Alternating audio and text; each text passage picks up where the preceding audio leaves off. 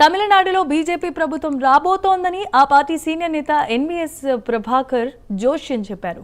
12 ఏళ్ల మోదీ పరిపాలనలో ఎక్కడ కూడా మంత్రులపై గాని ప్రధానిపై గాని అవినీతి ఆరోపణలు వచ్చాయా అంటూ ప్రశ్నించారు ఆయన. బెంగాల్లో బీజేపీ జెండా ఎగురవేయడం ఖాయమన్నారు. తెలంగాణ బీజేపీలో గ్రూపులే లేవని అంటున్న ఎన్వీఎస్ఎస్ ప్రభాకర్తో మా ప్రతినిధి Nagendra face to face.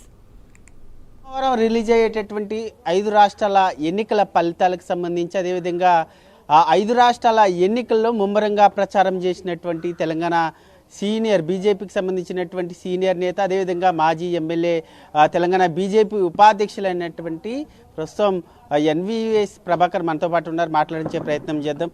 Sir చెప్పండి, ఈ 5 రాష్ట్రాల ఎన్నికల ఎగ్జిట్ పోల్స్ని ఎట్లా చూస్తారు మీరు? ఇవి కేవలం ఎగ్జిట్ పోల్సే కాదు, ఇవి ఎగ్జాక్ట్ పోల్స్గా కూడా రేపు ఫలితాలు వెలువడే నాడు దేశ ప్రజలందరికీ కూడా చాలా స్పష్టంగా అర్థమవుతుంది అని చెప్పని నేను భావిస్తున్నా.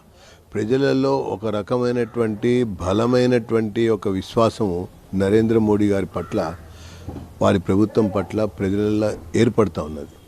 వారు 3వసారి ప్రధానమంత్రి అయ్యారు. అంటే దగ్గర 12 సంవత్సరాల పైన ప్రధానమంత్రిగా ఉన్నారు.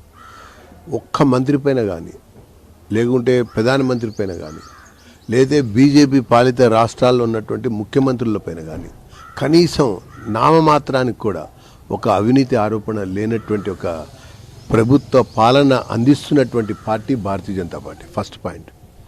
సెకండ్ పాయింట్, సాధారణ సామాన్య పౌరుడు భారతీయ జనతా పార్టీలో ఉన్నటువంటి కార్యకర్త ఏ స్థాయి కన్నా ఎదగగలుగుతాడు అన్నదానికి నిదర్శనం అనేక రాష్ట్రాల్లో ఇటీవల కాలంలో అయిన మంత్రులను చూసినా ముఖ్యమంత్రులు చూసినా అర్థమయ్యేటువంటి అంశం. రెండోది, ఇక పోతే భారతదేశం మొత్తంలో ఈరోజు ఓడిపోతున్న పార్టీలు ఏవి? కుటుంబ పార్టీలు ఓడిపోతూ ఉన్నాయి. ఓడిపోతున్న పార్టీలు ఏవి? ప్రాంతీయ పార్టీలు ఓడిపోతూ ఉన్నాయి. ఓడిపోతున్నటువంటి పార్టీలు ఏవి? అవినీతి పార్టీలు ఓడిపోతూ ఉన్నాయి. ఓడిపోతున్నటువంటి పార్టీలు ఏవి? అనేక రకాల కుంభకోణాలకు పాల్పడి జైలు పాలైనటువంటి వ్యక్తులే ఈరోజు ఎన్నికలలో ఓడిపోతున్నటువంటి పార్టీలు, నేతలు, ప్రభుత్వాలు. కాబట్టి ఈరోజు బీజేపీ అంటే ఒక స్వచ్ఛమైన పార్టీ అని, నీతి నిజాయితీ పార్టీ అని, నరేంద్ర మోడీ గారి నాయకత్వంలో వికసిత్ భారత్ కోసం పనిచేస్తున్నటువంటి ఒక తరుణంలో ఒక వికసిత్ తమిళనాడు కావాలి, ఒక వికసిత్ కేరళ కావాలి, మరొకసారి వికసిత్ బెంగాల్ కావాలి, వికసిత్ అస్సాం కావాలి, వికసిత్ పుదుచ్చేరి కావాలి అన్నటువంటి రీతి యొక్క నమ్మకంలో బీజేపీకి ఓట్లేస్తున్నటువంటి విషయం. సార్, ముఖ్యంగా మీరు మొత్తం ఓవరాల్గా తమిళనాడులోనే ప్రచారం చేశారా లేదంటే వేరే స్టేట్లు కూడా చేశారా? తమిళనాడులో ఎక్కువగా చేశాం. తర్వాత కేరళ తిరువనంతపురం కూడా కొన్ని భాగాలు సరిహద్దునున్నటువంటి ఏరియాలు కూడా పరిశీలించాం. అక్కడ కూడా ప్రజలు ఒక మార్పు కోరుకుంటున్నారు కాబట్టి తిరువనంతపురంలో బీజేపీ మేయర్ వచ్చింది. తర్వాత బీజేపీకి స్థానిక సంస్థల్లో బలంగా ఎదగటానికి అవకాశం కలిగింది.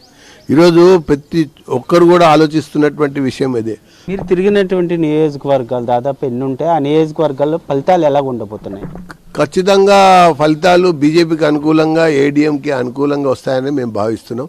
సార్, తమిళనాడుకి సంబంధించినటువంటి అంశంలో విజయ్ ఏమైనా బీజేపీకి సంబంధించినటువంటి ఓట్లను చీల్చే అవకాశం ఉందా? ఓట్లు అక్కడ, ఎందుకంటే విజయ్కు కొన్ని ఎగ్జిట్ పోల్స్లో దాదాపు 120 సీట్లు ఇచ్చినవి, కొన్ని ఏమో 30, కొన్ని 10 ఇచ్చినటువంటి పరిస్థితి ఉంది.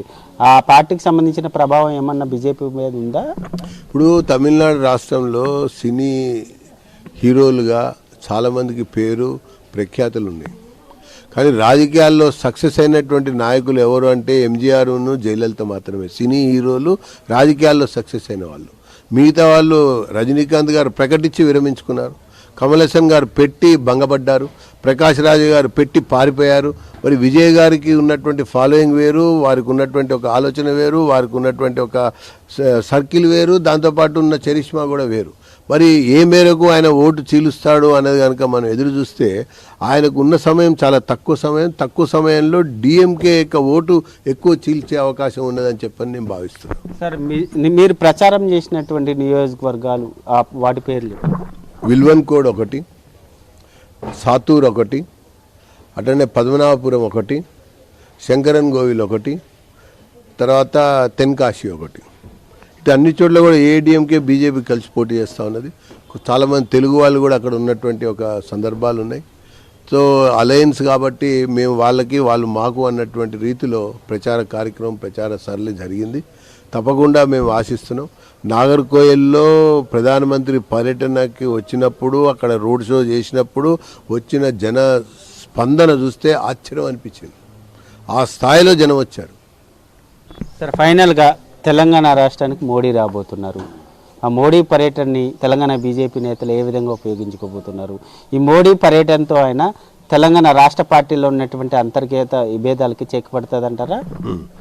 మోడీ గారు రాష్ట్రంలో అభివృద్ధి కార్యక్రమాలని ప్రారంభించడానికి ఇచ్చేస్తున్నారు. తర్వాత భారతీయ జనతా పార్టీలో రాజకీయంగా గ్రూపులు అనేవి ఉండదు. బీజేపీలో ఉన్నదంతా వర్కింగ్ గ్రూపే. పార్టీ కోసం పనిచేయటం, ప్రజల కోసం పనిచేయటం, పార్టీ యొక్క ఎదుగుదల కోసం కలిసి కూర్చోవటం, కలిసి ఆలోచించటం, కలిసి పనిచేయటం, ఇదే పార్టీ ముందు ఉన్నటువంటి ప్రణాళిక. బెంగాల్లో కాషాయ జెండా ఎగరేస్తాము, అక్కడ ఉన్నటువంటి అరాచక పాలనకి ప్రజలు చెక్ పెట్టబోతున్నారంటూ కూడా చెప్తున్నారు. మరొకవైపు నెక్స్ట్ ఈ మంత్లో 10వ తేదీన ప్రధాని మోడీ తెలంగాణ రాష్ట్రానికి రాబోతున్నారు. తెలంగాణ రాష్ట్రంలో అనేక అభివృద్ధి కార్యక్రమాలకి శంకుస్థాపనలు, ప్రారంభోత్సవ కార్యక్రమాలని చేయబోతున్నారు. దాంతోపాటు ఈ మోడీ పర్యటన తెలంగాణ బీజేపీకి ముఖ్యంగా కీలకం కాబోతుంది అనేటటువంటి అంశం అయితే చాలా స్పష్టంగా కనబడుతుంది. వీడియో జర్నలిస్ట్ భానుతో నాగేంద్ర, హైదరాబాద్, ప్రైమ్ 9 న్యూస్.